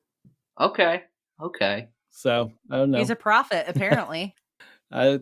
His music's I've liked it. It's done a lot for me, I guess. But so I mean, the show that it was at where I got that similar feeling was the Wonder Years show. Oh, they're Pennsylvania. I don't know if you know. I've heard the name. I don't know that I've ever really listened to. Yeah. So faith starts to fall apart or get taken apart at that point where you're hitting rock bottom. You're going through all this different stuff. It's a weird thing, like picking up your faith and like setting it aside. To me, there was a lot of relief in it, but I didn't have all the things going on that you did. Like, what was that like for you? Was it comforting or was it terrifying? Both. It was both. It was a relief, because I don't think that I had realized how much shame and pressure and self-loathing and perfectionism was wrapped up in my religion and my faith. And I mean, it wasn't as simple as, oh, I don't believe this anymore, right? There was a period of like, I mean, if this is true and I walk away from it, I am risking everything. I am giving up everything. So I have to be sure. So there was a period of like intense study and pondering and more prayer because I was just like, I gotta be sure. But it was absolutely terrifying because being a Mormon and being a wife were basically the two biggest aspects of my identity. I didn't know who I was outside of those two things. So to leave them behind was devastating, and simultaneously freeing. But there was this moment of like, okay, now what? Like, now what do I do that I don't have these things to define me?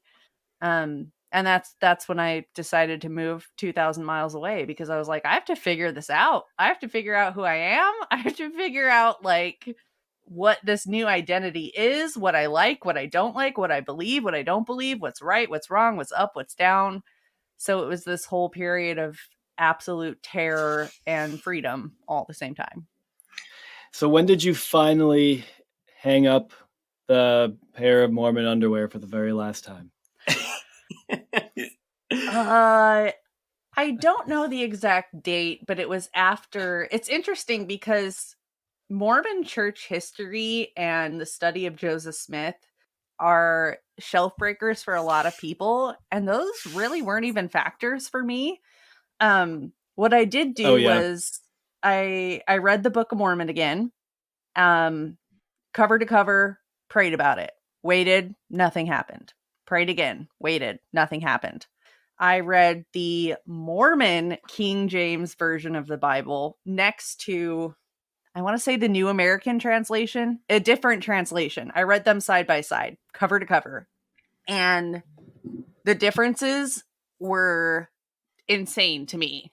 The Mormon version of the Mormon version of the King James Bible conveniently leaves out anything that contradicts Mormon doctrine. Makes sense, right?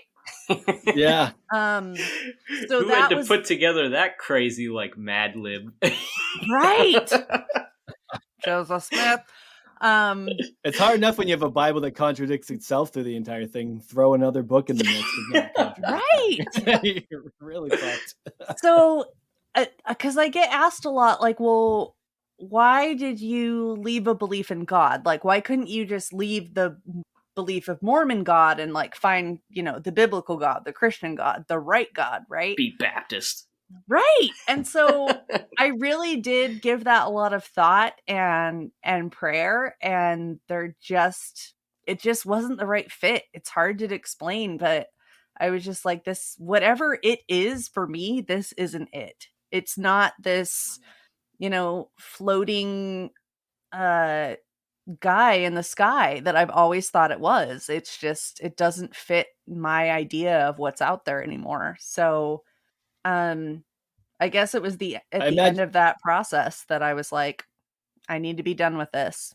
And yeah, I imagine it's hard to restructure and reframe an entire concept. Like, one of the things that's sticking out to me, and is that Mormonism seems to, when you talk about like the afterlife, and all this, like these people are tied together, and you talk about an anthropomorphized view of God, it feels like, not that the Christianity I came from doesn't do this in a lot of ways, but it definitely feels like there's a much heavier emphasis on it being more physical, literal, anthropomorphic, like you're like relocating after you die, and it's or something. yes. And not so much like, well, we don't, like, there's a lot of time spent explaining what it is and how it works, as opposed to like, not that, like, again, the world Casey and I grew up in would say things, but they would generally refer to like things fairly metaphorically. Like when you would talk about like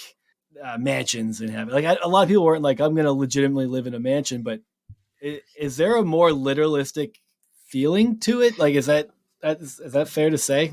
Am I picking up on something or no? Yeah, I would say so. And without, diving too deep into the doctrine and theology of Mormonism, heaven has categories. The afterlife is categorized, and you are put in a category according to, how righteous you were, what your membership with the church was, how active you were, et cetera, et cetera.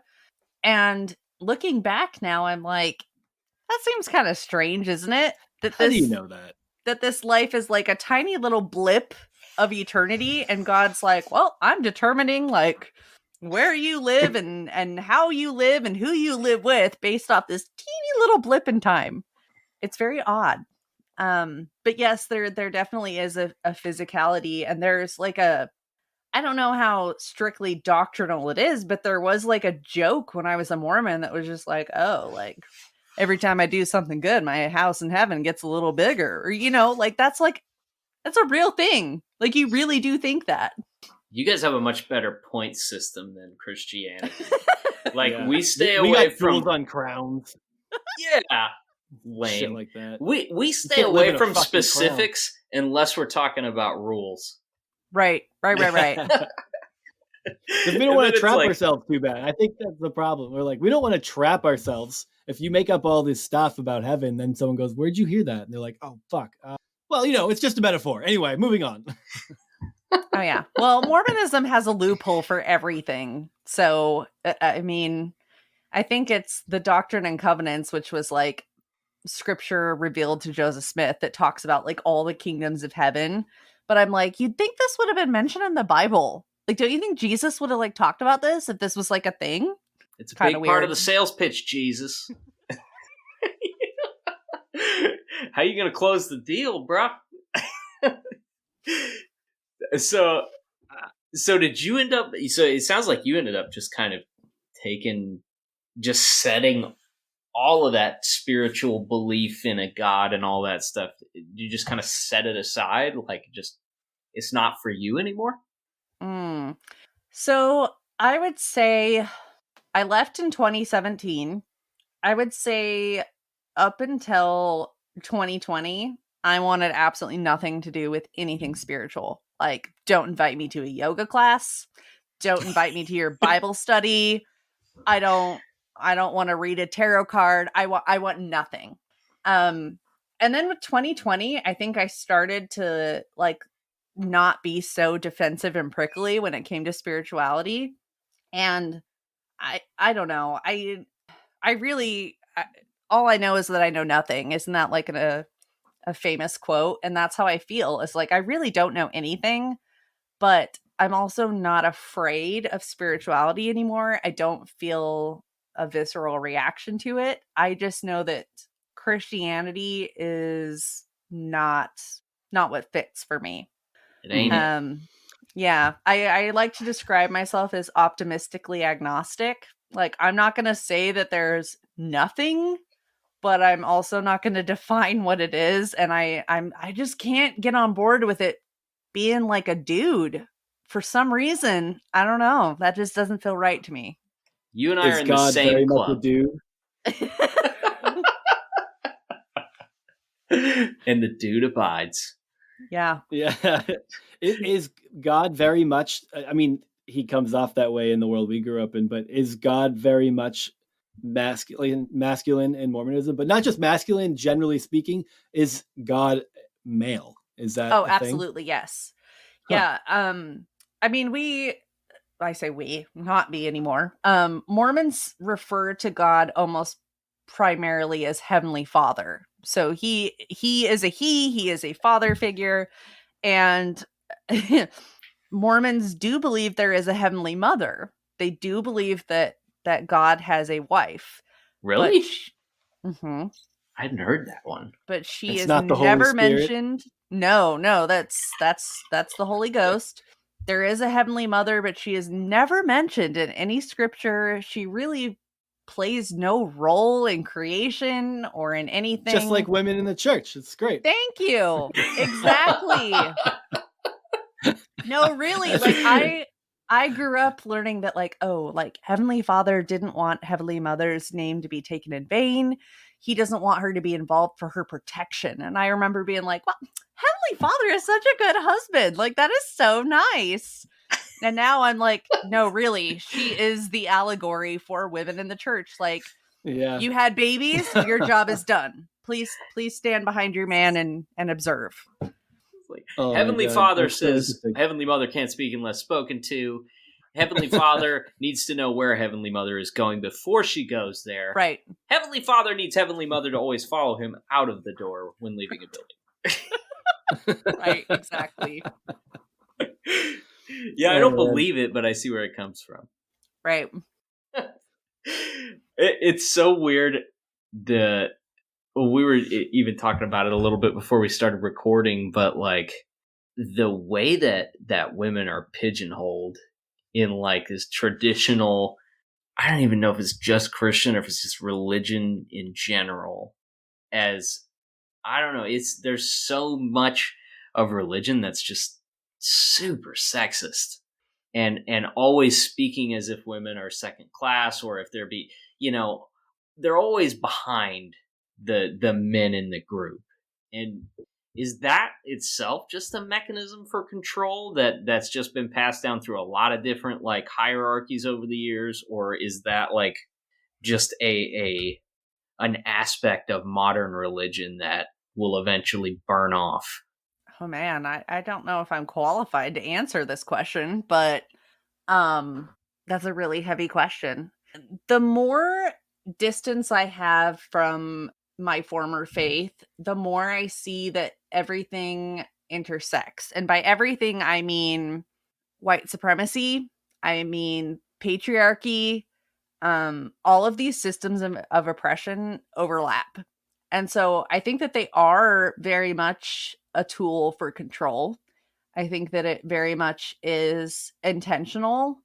Um, not for everyone. Maybe it's, subconscious for some of us.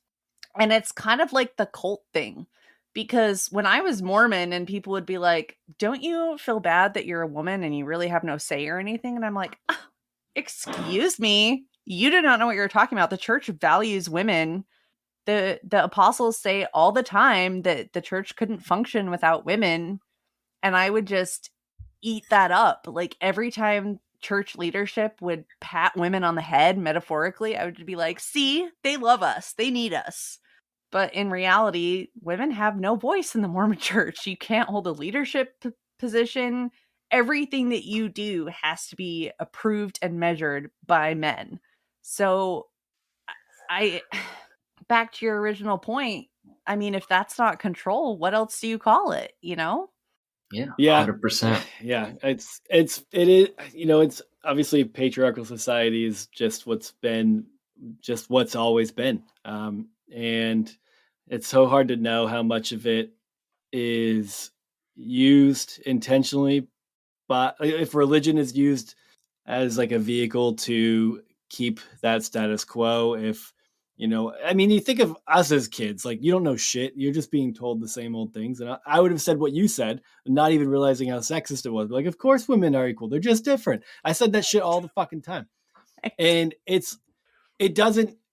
I believed it. I because I didn't understand how a patriarchal society worked, and I certainly wasn't not benefiting from it. And until you're like exposed to a different idea, there was no way for me to ever have known anything different. Right. Outside, I mean, you have those few people who have those moral intuitions that cause them to question. It's probably rarely men, which is why there's a strong message that women should be quiet, and it kind of helps keep things nice and steady. But it's weird because I mean, we earlier we talked about homophobia and trying to come to terms with the hurt that we've caused and with just the way that we thought. So it's like feels chicken and egg kind of, because religion has been around since the dawn of humanity, and so is patriarchal society. And Right. I'm not sure, but it is. We are at least now seeing more pushback on it than we. It's hard to know if it'll ever fully. It's hard to know if it could ever fully dissipate, especially as long as anyone's taking a literalistic approach to ancient writings. Probably not. Well, and I don't want to discount progress that has been made, but it is really terrifying, not to get political here, but to see like the laws that were just passed in Texas, the abortion laws, to see what's Right. happening to Afghan women. It's terrifying. It's absolutely terrifying. I can't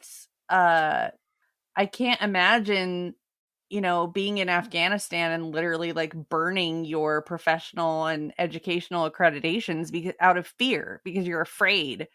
And that's a It's reality for unreal. people right now. It's absolutely terrifying. So, yes, we have made progress. Yes, it's awesome, but we're not done and it's not enough. Yeah, and it's not far enough and wide enough. It's like, is this feeling?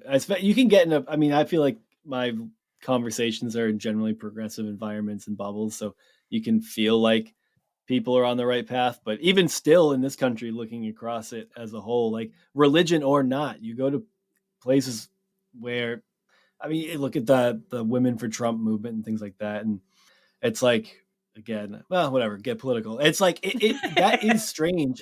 Even as someone who, like, even if I could remove myself from the feelings I have towards Trump, it's like take him out of the equation, and you're like, you still subscribe, like they're subscribing to an ideology that, like, that traditional way of life, and that you'll see it on their signs that we want to go back to the way things were, and Yeah. it is it's so interesting to me, because it's not that you can't choose that life. If that's not that you if you want if your husband's going to work 70 hours a week and you're going to stay home and raise the kids, and but it should be a choice, and you shouldn't so this idea of going back to that as though it's some sort of ideal norm when it's clearly not what everybody wants. And like, so even having that conversation in this culture, in this country, it's still a huge divide. We're not subjugating people in the way that we're seeing, and people aren't fearing for their lives like we're seeing in Afghanistan right now. But it is easy to feel like we've moved further than we have in a lot of ways here too, depending on the environment that you place yourself in. Yeah, I agree. I feel fortunate in a lot of ways for the progress that we have had, because even from Mormon culture, it was very outside of the norm for me to, as a single woman, to move far away from everything I knew and everyone I knew alone, and to live alone. Like that was very strange. And I think people here in Pennsylvania don't really look at it twice, but in Utah it was like, now you're doing what? Why would you want to do that? Why are you not prioritizing finding husband number 2? Like that should be your priority. So Like they treat it's you like a little kid at a grocery store that wandered away from its mom. basically, Dear, do you need us to page your husband? yeah, it's it's something Can else. we, oh. I'm I'm wondering if- definitely. I'm sorry. Go ahead, Sam. No, you go, Casey. Don't. I'm interrupting you now. You go. Well, I was just gonna say how you described like your current state and attitude towards spiritualism. I feel like you and I are in the same club, and We should start a church. we should. See, what was your term that you used for yourself? Optimistically agnostic. Okay, see, I describe myself as an apathetic agnostic, and that's Go not. get You don't want to be t-shirts. bothered. I love it. I do too. I think we got the beginnings of a movement here, and we just have to like set up. You know, what is a church if it doesn't have rules? You and I need to really sort out what these rules are going to be, and The what sort of. Sacrament will be Chili's Southwest Eggrolls every week. Oh! That's communion. This is meant to be. This is divine inspiration. This is how. I this mean, is how baby, the who religious cares? movements start. You just dismissed that pretty hard. Wait a second. I think I'm onto something here. Yeah. Let me consult my tablets in my hat here. Oh, God. Amazing. So I'm curious as to like I struggled with just being really angry after I finally like put it down. I was a big relief to put it down, but then I was angered by the culture that I still hadn't really like removed myself from mentally, you know? And Right. I've eventually like I've it's taken some time, but I've kind of like come to terms with some of that, and it doesn't have that visceral reaction that you talked about anymore like it did at the time. Right. I just don't feel any sort of like pull towards any sort of spiritualism. Like when it starts to drift into that territory, I can't, I don't care. I can't care. Like, where are you at with that? Because you're not, you say you don't have the visceral angry reaction to it anymore, but like, are you to a point now where you're curious about other religions and spirituality and stuff? Or are you still kind of like, I would say, first of all, the anger, super relatable. And I think it comes in waves for sure. But the word religion, like the organization of beliefs, is still like no thank you. But spirituality, I'm very open to, and I find myself like exploring in a way that I've never been able to before. And I started with like all of the belief systems that I had a huge bias against. So 2020, you know, the shutdowns, COVID, I was like, I have all this free time, I'll read. So what did I do? I went and bought like all of the like Satanist, witchcraft, Wiccan, like all the books I could find, because I was like, I've been scared of this my entire life. Like I've been told that this is evil and these people are horrible. And every like pagan or Wiccan or like Satanist person that I met was like the nicest person.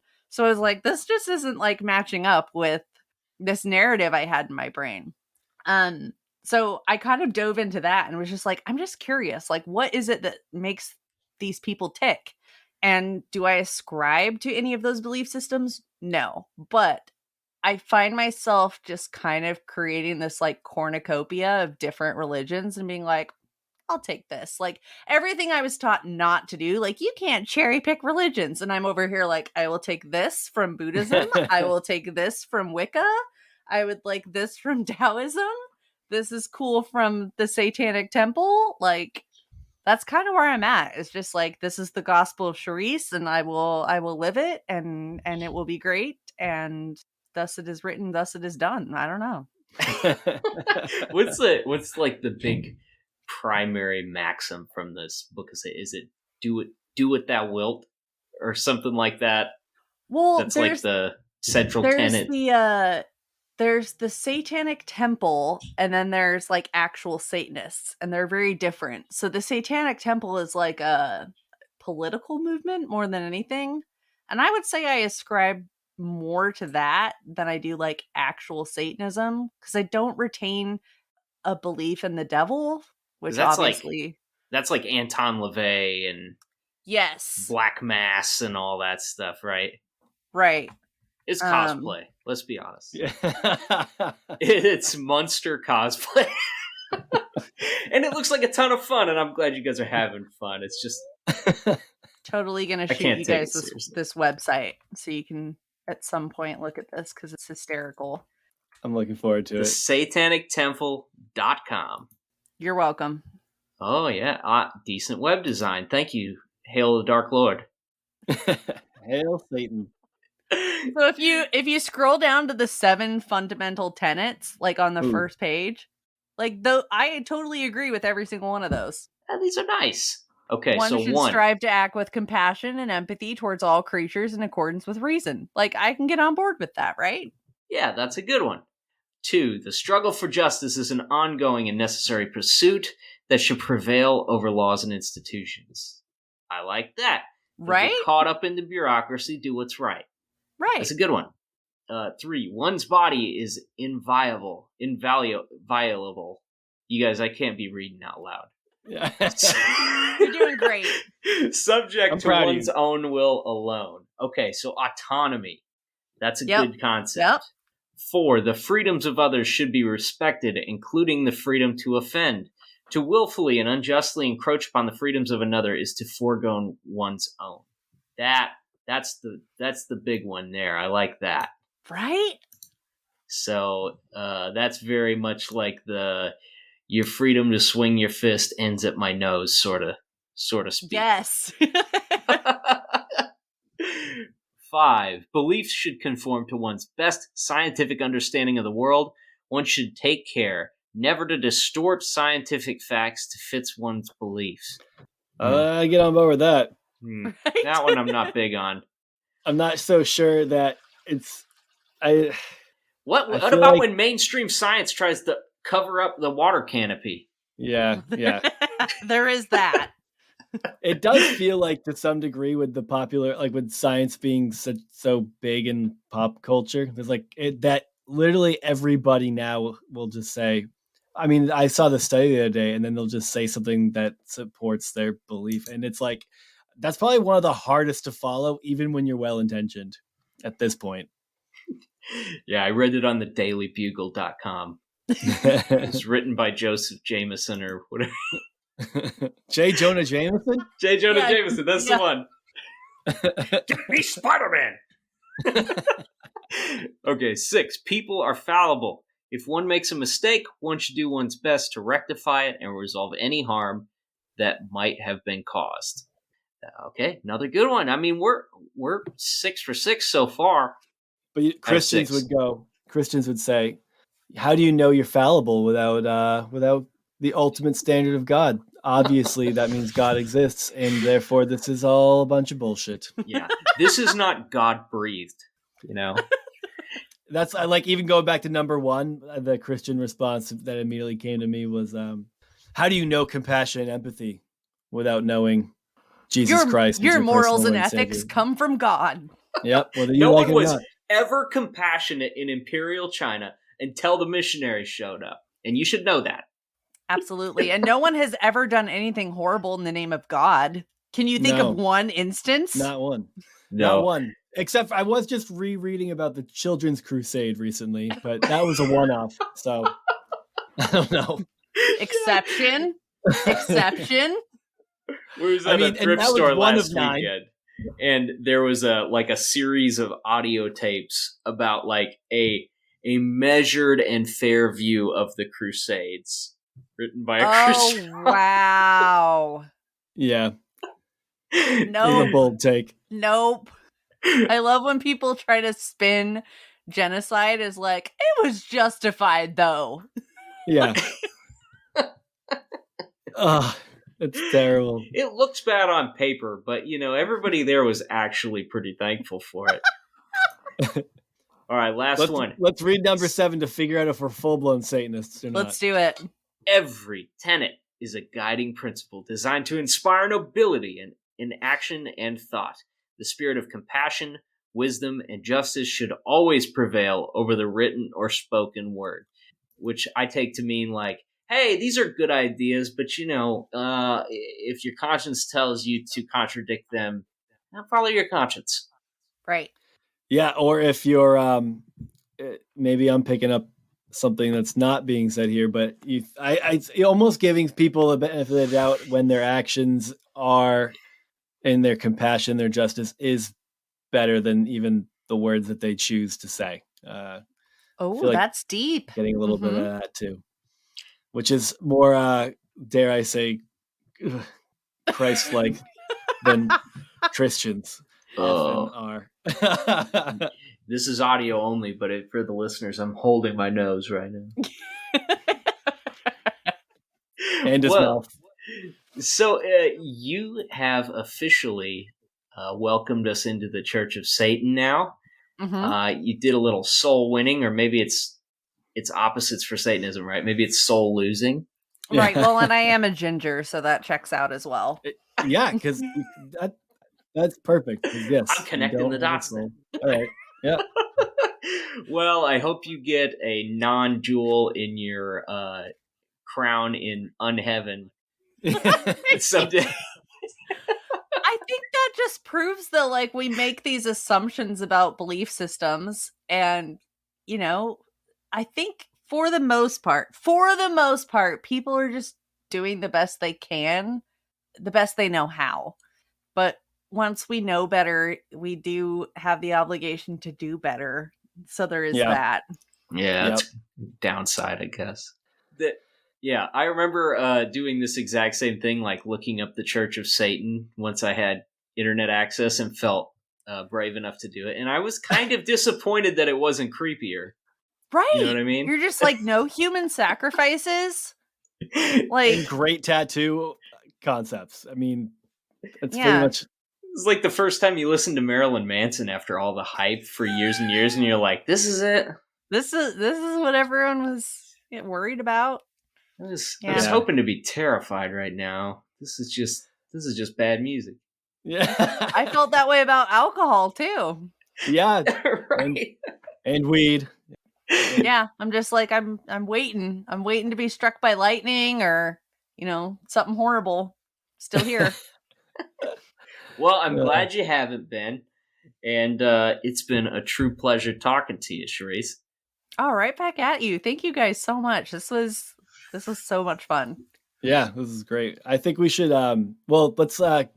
we should plug your stuff first. Yeah, where can people find you? Oh, well, I'd be honored. You can find me pretty much anywhere by searching for the Existential Ginger. I'm on Instagram the most, Twitter, TikTok reluctantly, Facebook, and that's the name of my podcast too. Perfect. Yeah, can you tell us a little bit about your podcast? Yeah, we're about to start season 2. Season 1 was basically my delayed faith deconstruction. I had a lot of guests on, all different religions. We talked about, all the stuff that comes with leaving religions and all the mess. And season 2, I'm looking forward to kind of revisiting some topics through a new lens. And my first episode for season 2 is actually going to be about my Mormon pioneer heritage. So that'll be fun. Cool. Yeah, I'm fascinated by that subject, so I'm excited to hear that. Well, again, it's been great meeting you. It's been great talking to you. Thank you for coming, and for everybody listening, we will catch you next time. Hail Satan.